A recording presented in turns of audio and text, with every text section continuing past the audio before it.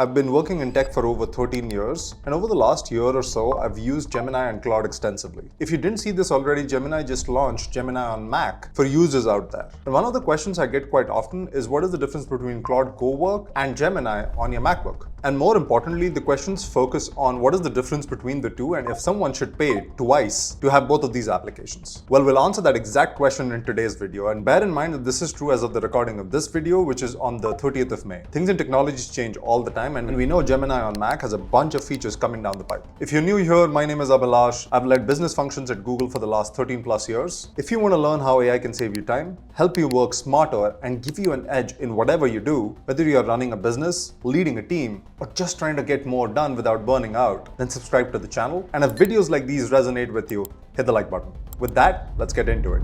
The biggest mistake you can make right now is to think of these tools as the same. These tools may become similar in the future, but right now they have distinct differences. Think of Gemini as an assistant and Claude Cowork as a builder. Gemini on Mac is an assistant that can be your advisor, can help you like a friend or a coach, and can get you answers when you're struggling for them or even help you with ideation. And because Claude Cowork is a builder, you give it a goal and it figures out the way to get to that goal for you. In other words, it's the action taker. But let's start with what Gemini on Mac does really well as of today. Gemini lives almost everywhere. You have the Gemini standalone application that you can open up on Chrome. Gemini can be within your personal as well as workspace environment. And when I say workspace, I mean Gemini as an assistant existing within Gmail, Google Drive, Google Docs, Slides, just to name a few. Let's talk about the top 5 things that Gemini on Mac does really well. The more recently announced Gemini 3.5 Flash model has a context window of 1,000,000 tokens. Now, if you do not know what tokens stand for,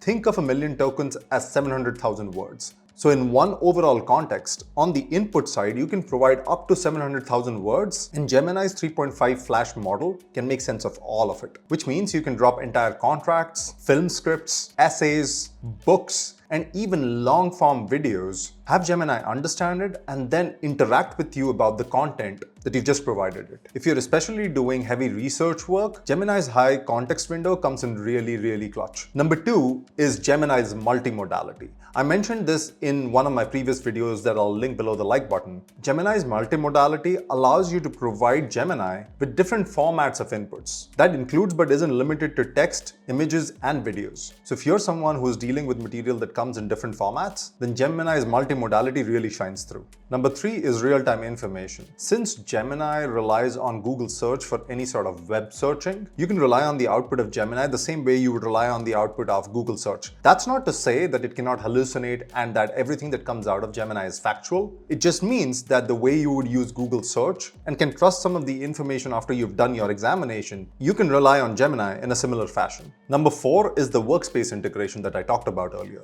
This means that Gemini sits within your workspace environment. So while you're writing an email within Gmail, you can use the Gemini icon right at the top right corner of your window and get help on what sort of content you should be writing. Similarly, if you have a Notes doc summary within Google Docs, you can ask Gemini to summarize it and give you a couple of bullet points that then gives you an idea of what the call was all about. And since a lot of personal users as well as small businesses use Google Workspace, this first-party integration can come in really handy in accelerating productivity. And number 5 is that you can do most of this in the free tier of Gemini. You heard it right. You probably don't even have to pay for Gemini to do a lot of the things that we just talked about. And that is extremely generous. Now let's put that into action. I'm going to give Gemini on the MacBook Meta's Q3 earnings report. And we'll do a similar exercise with Claude Cowork as well. But for now, let's look at Gemini on Mac and go through this exercise. So this is the Gemini on Mac environment. I go in here, attach a file, go to my downloads document, and attach the Meta earnings report. This earnings report is from their Q1 earnings just announced. And I asked Gemini a simple question, which is give me 3 biggest takeaways from this report and what this means for the digital advertising business. As you will see, it gives me the 3 takeaways that it thinks is the most important. Number 1 is the exceptional growth of 33% in their ads business, which takes their quarterly earnings on the ads business to about $56 billion.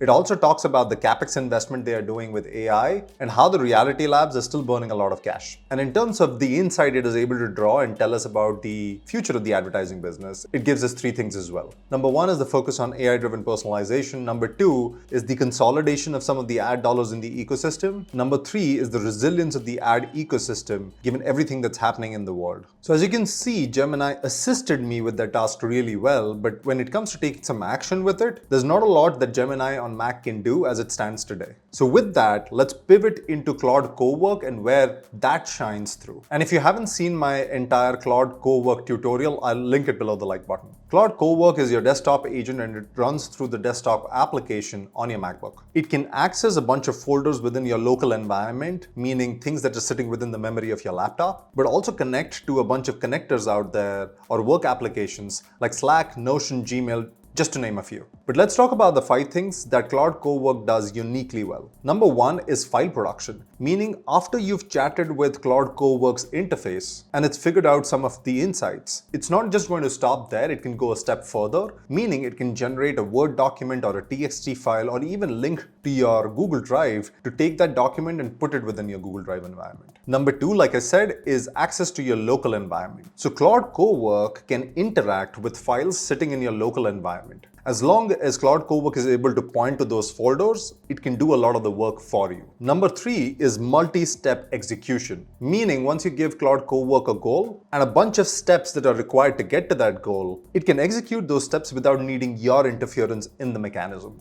Number 4 is connectors. Claude Cowork has an extensive connector network that allows it to interact with a lot of work applications like I mentioned earlier. In addition to Slack, Notion, Gmail, there are a slew of other applications that Claude Cowork can be interacting with. And number 5 is scheduled workflows, meaning when you go to sleep and there is a report that you need to run every single Monday, Claude Cowork can do it while you're asleep, as long as it has access to the right folders and files within them. To substantiate this, let's go back to the example of the Meta earnings report. I've opened up the Claude application within my local desktop environment and I'm in Claude Cowork as you can see. Here, I type in a simple prompt that says, read the Meta earnings report in my AI sales research folder, build a one-page executive summary with key takeaways, supporting data, and what this means for the advertising business, save it as a Word doc in the same folder. As you can see, my prompt itself is asking Cowork to go into my local desktop environment, pull from the Meta earnings report that's locally stored, format the insights, and then save it in a Words doc within the same folder.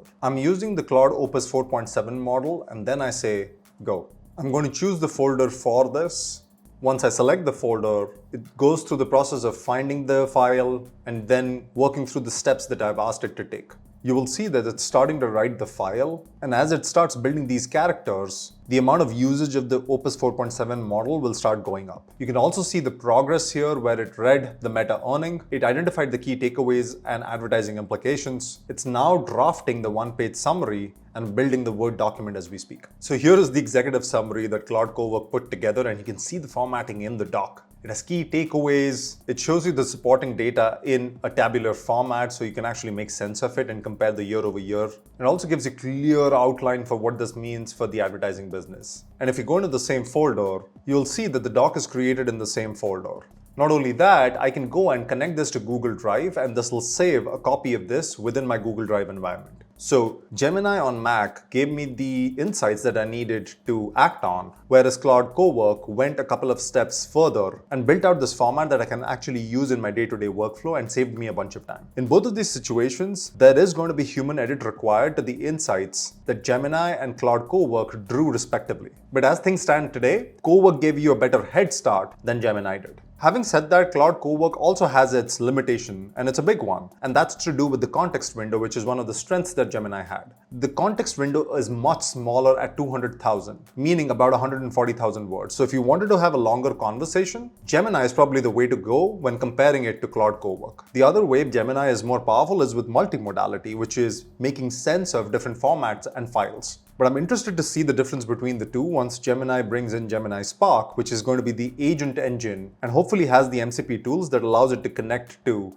a bunch of work applications. So with that, when do you pick Gemini versus Claude Cowork? Well, you pick Gemini in 5 cases. Number 1 is if you work within the Google Workspace environment, meaning you use a lot of Gmail, Google Drive, Google Docs, Google Slides, and so on and so forth. Number 2 is if you rely on a lot of real-time events and market events, because Gemini in the backend uses Google Search to surface a lot of the information that you're looking at. Number 3 is when you're dealing with large documents that require a larger context window. Number 4 is when you're working across multiple types of files and formats, including but not limited to text, images, and video. Number 5 5 is if you don't want to pay for using AI on a day-to-day basis. How does that contrast with where I recommend using Cowork? Here are the 5 things. Number 1 is if your work requires a deliverable at the end. So if you want your AI model on your desktop to be able to surface insights but also take action on those insights, Claude Cowork right now is the way to go. Number 2 is if you have repeated workflows. Because Claude Cowork is an agent engine, it can automate a lot of the workflow that are recurring for you on a daily or a weekly or a monthly basis. Number 3 is if you're a freelancer or a small business owner who ships a lot of work to their client, and because Claude Cowork can generate a lot of the content, it reduces the initial lift required to get this content out to customers. Number 4 is if you require an AI that can access your local desktop environment.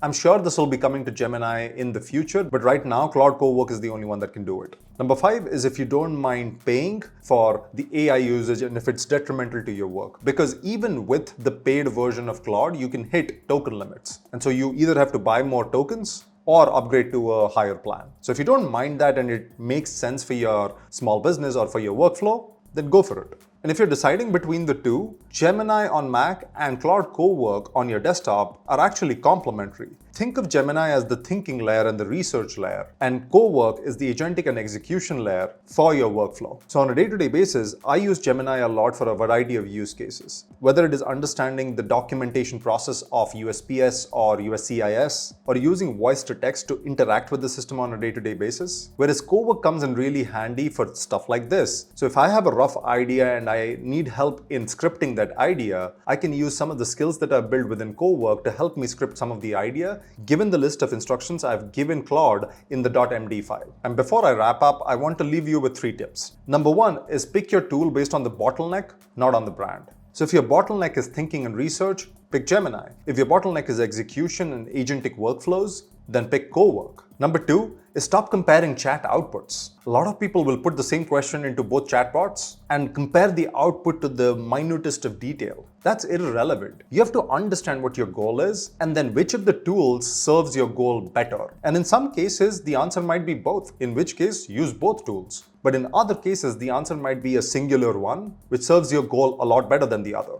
Number 3 is if you already are paying for a particular subscription, start with that and see if that fulfills 80% of the need that you have using the Pareto principle, which basically says if you can use 20% of a tool to accomplish 80% of your task, why bother? So that is the real difference between Gemini and Cowork. They are 2 different tools for 2 different bottlenecks. Use the right one for the right job and you'll get more done on a daily, weekly, and monthly basis. Let me know in the comments below if I missed anything in this comparison between Gemini on Mac and Claude Cowork on your desktop and what you primarily use for your workflow. And like always, I'll see you in the next one.